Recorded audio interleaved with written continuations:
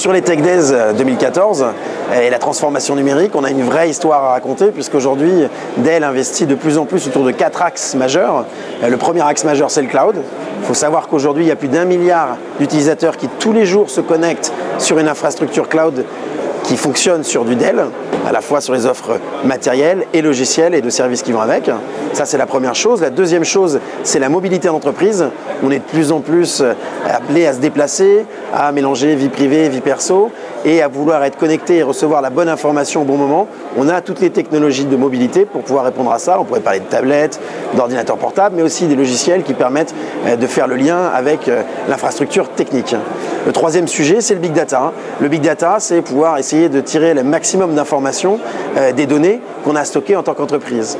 Pour faire ça, il est nécessaire d'avoir des infrastructures de stockage qui soient au meilleur coût, parce que avoir les données et en tirer l'information, ce qui est important aussi, que ce soit sur le bon retour sur investissement. Donc on a toutes les technologies qui sont là pour être mises en œuvre et supporter cette demande-là. Et puis le dernier point, c'est la sécurité, parce que la technologie digitale, il est hyper important qu'elle soit au bon coût de sécurité et de pouvoir permettre d'accéder à la bonne donnée au bon moment, mais de manière sécurisée.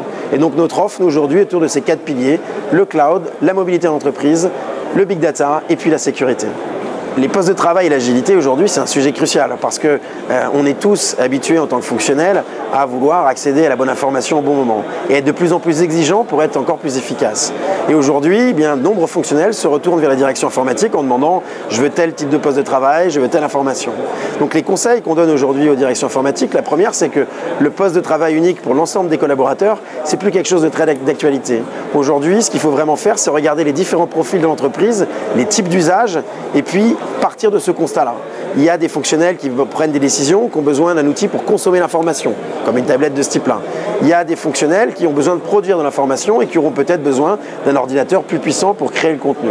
Donc la première chose à faire, c'est d'identifier quels sont les différents profils de l'entreprise. Une fois qu'on a fait cette étape, il faut définir le bon matériel adapté à chaque type de profil.